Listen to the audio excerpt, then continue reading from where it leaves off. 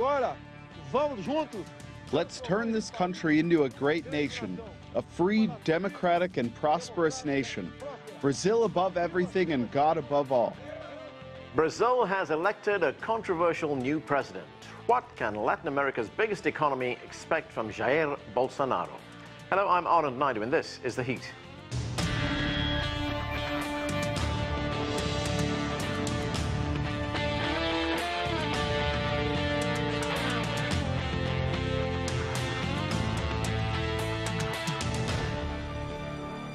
Brazilians went to the polls this Sunday and elected a former army captain turned congressman as president. Jair Bolsonaro is a controversial and divisive figure who's made some stunning comments, praising military rule and bashing minorities. But with a tough stance on corruption and crime, Bolsonaro won support of the voters who saw him as an alternative to politics as usual in Brazil. CGTN's Paulo Cabral has details from Sao Paulo.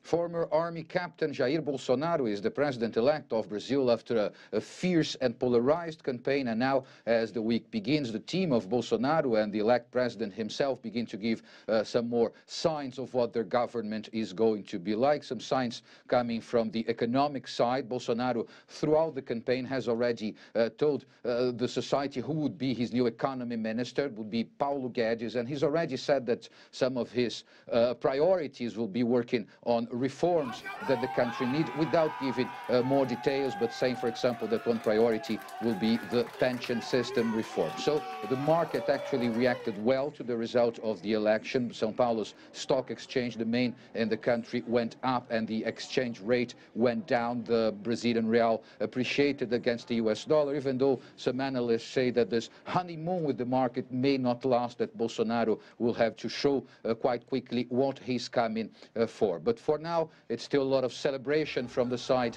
of the supporters of Jair Bolsonaro, from the side of his voters, and also his political allies. Here's what some of Bolsonaro's voters had to say.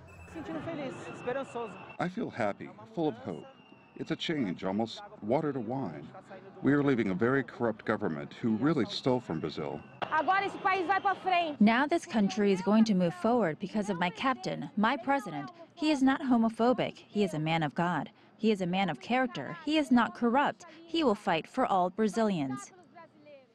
However, the election was extremely divisive, has left the country fractured, and it will not be easy for Bolsonaro to try and pacify the country. Many analysts say he'll have to tone down his inflammatory rhetoric, which was quite efficient in getting him elected here in Brazil, if he really wants to reach to other Brazilians. Bolsonaro spoke for the first time after he was elected online. He spoke to the, and he actually referred to that. He said it was very important that the people in the internet actually helped to beam his ideas all over the country, and so that's why he was speaking right there. He did say that he would defend democracy and the Constitution, but also was very critical of his opponents, saying that Brazil could not flirt anymore with the communism, socialism, and populism.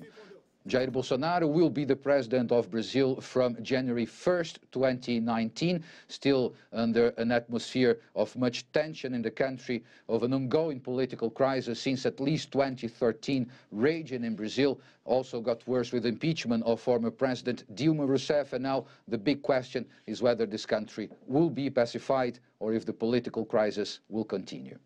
Paulo Cabral, CGTN, São Paulo.